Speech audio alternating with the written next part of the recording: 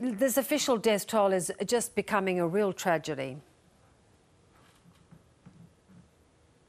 Yes, it's devastating, actually, Beth. The recent statement a few moments ago by National Agency for Disaster Management, BNPB, the death toll is 268.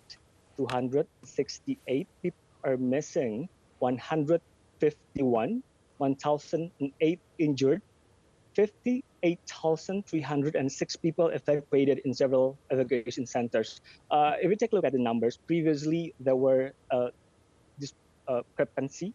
I quote National Disaster Mitigation Agency, the differences or the discrepancy are common in the early stage of disaster countermeasure, and the situation on the ground are very dynamic. And based on my experience covered disaster on the field, sometimes authorities using different data, either from local media center, which has not gathered completely.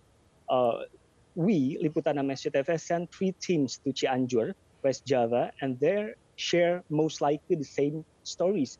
People are still struggling. Most of them still afraid to enter their houses, even building. Most of them are sleeping outside because of the trauma. In one of the hospitals, most of the patients are treated outside the building using tent due to some cracks were found in the building after the earthquake on Monday.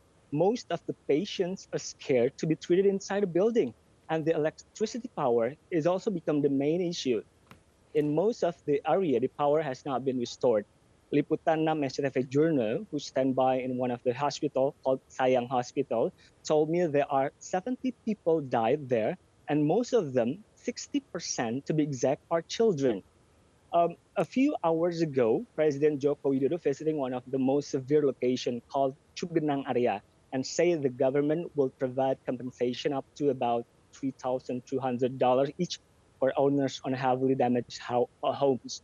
Jokowi also say that houses should be rebuilt as earthquake-resistant building because the earthquake that occurred in Cianjur can be repeated within a certain period of time. It was conveyed earlier, actually, this earthquake is an annual 20-year earthquake. And the Meteorology, Climatology, and Geophysics Agency said that history recorded 14 destructive earthquakes that occurred in Cianjur, Sukabumi area, West Java. For the first time, the Cianjur Sukabumi earthquake was recorded in 1844. So it's one of the damaged earthquake that it could happen again. Yeah, and so that is so important that the building is much more sound. And I can understand why people are so nervous going back into buildings, but then how are those that are injured being cared for if they're nervous to go into the hospitals, given there's so much demand to try and find sort of emergency accommodation for people? Using TAN, the hospital facility is actually still working, but it's just the matter of the facilities inside or outside the building. So basically, they are treated very simple. They're treated with something that provided by the government currently. Tell me how, you said you'd send 3 teams to Cianjur. What is access like? What have they found when they've got there? In Cugenang area, one of the worst locations hit by earthquake, the search operation was more challenging because of the secured road links and no lights. The power supply in part of the largely rural mountains region, there are allegedly several people are buried. But the thing is, the government tried to find the missing person, but there's no light in there. So the searching is stopped at night and going to be started again in the morning. So it's very devastating, the situation. Yeah, we've heard some amazing stories, moving stories of survivors being found, but I guess as the time presses on, what hope is there for to find more people alive?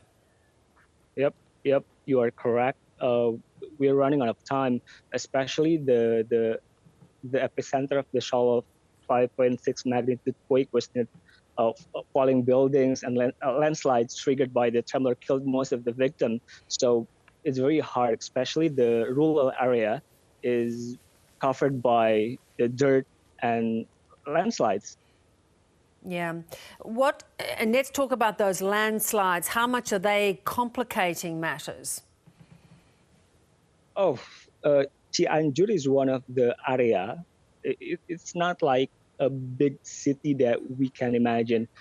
There are parts of the location is like mountains, is like part of the forest. So when the landslide happens, it cover all the road, it cover all the houses. So when rain is coming, it's going to be more challenging for the rescuer. And it is sort of that time of year in Indonesia when the rains are quite strong and can be quite unpredictable. Yeah, actually, Indonesia's Bureau of Meteorology, BMKG, warned of a danger of landslide, particularly in the event of heavy rain. So we are actually fully aware that we are living in a location that, uh, earthquakes are common in Indonesia. We sit on the Ring of Fire area and the tectonic activity in the Pacific. Um, Indonesia has a history of devastating earthquake and tsunamis.